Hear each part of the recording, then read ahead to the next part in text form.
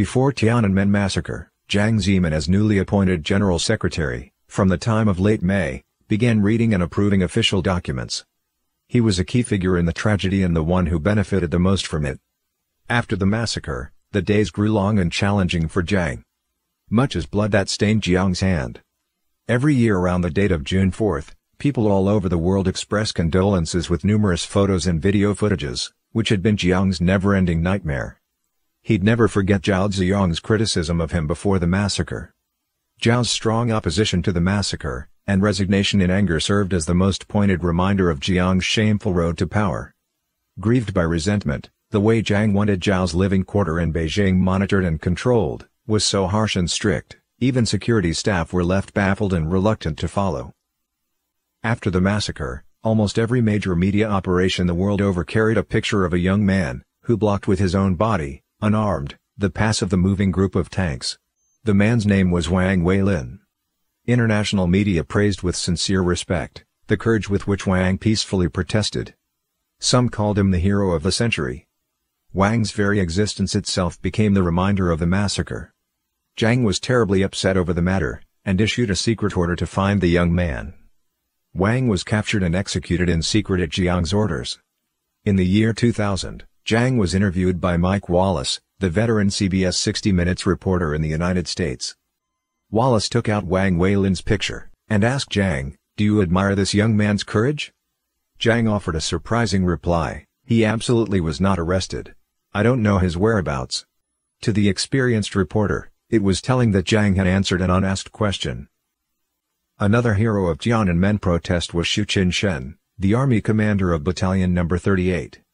Xu Qinshen was respected by Chinese everywhere for his refusal to carry out orders to fire at the students.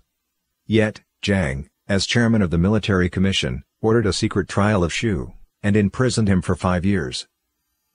At a press conference soon after the massacre, a French reporter asked Jiang about a female graduate student, who was arrested for participating in the demonstrations, and later was gang-raped in a Sichuan province prison. Jiang's reply couldn't have been alarming. He declared, "She deserves it." In his youth, Jiang had seen firsthand, his biological father, Jiang Shijun, employed propaganda to disguise the Nanjing massacre. Indeed, with time, the collective memory of the massacre faded. This time around, Jiang had at his disposal far more sophisticated technology from which to draw.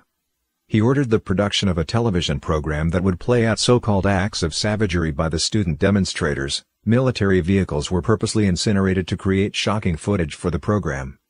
The idea was to convince China that the army had no alternative but to fire at the students. Before long, sure enough, many, who had not themselves been present at the massacre, started to believe the lies. Many came to think there had indeed been a rebellious uprising in Beijing. Along with this, Jiang Zemin gave orders that persons from all walks of life, who had participated in the demonstrations and supported the students, or who had resisted the suppression, or abetted the civilians, all be exposed and punished, barring none. And so it's that discussion and memory of the massacre have been, through a formula of lie and intimidation, basically snuffed out inside China. No matter what's the explanation, it's wrong for the tanks to chase people and crush them. That's why the party needed to clear up what it called the rumor. A doctoral student at the Ministry of Propaganda was dragged to the martial law military unit where he was interrogated and tortured. "Did you see it yourself?" they asked. He replied, "Yes, I did. I'm a member of the party and have to be honest with the party. I'll admit to what I actually saw. I did see it." He was electrocuted with a 1,000-volt electrical baton and passed out. This was repeated several times. At last, after several rounds, the student said, "No, I did not see it." He had been a promising party successor. However, this time, he witnessed the party's true color firsthand. The party claims that they speak the truth and that honesty is important. It turned out that the party totally prohibits people from speaking the truth. His physical health was badly damaged from the torture, and he became mentally unstable. The story of Fang Zheng is every bit as telling as it's chilling. Fang was a graduate student from Beijing University of Physical Education, whose legs were run over by a tank and severed. He had been a record holder in handicapped games. However, when his story in the massacre became known, he was barred from the games. 16 years after the massacre, during an interview with Epoch Times, Fang shared the following about the incidents.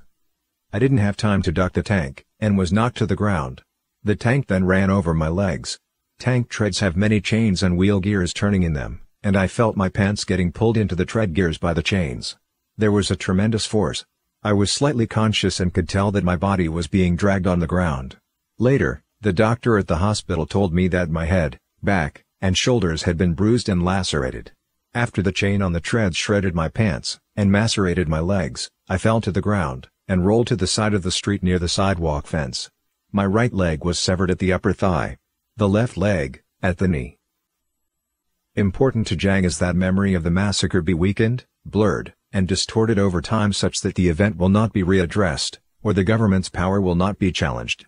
In the process of hiding truth, shifting blame, and purging those who spoke of the truth, Jiang Zemin came to have decisive control over the government propaganda machinery, and use of violence. Later, Jiang would employ similar tactics to persecute the practitioners of Falun Gong.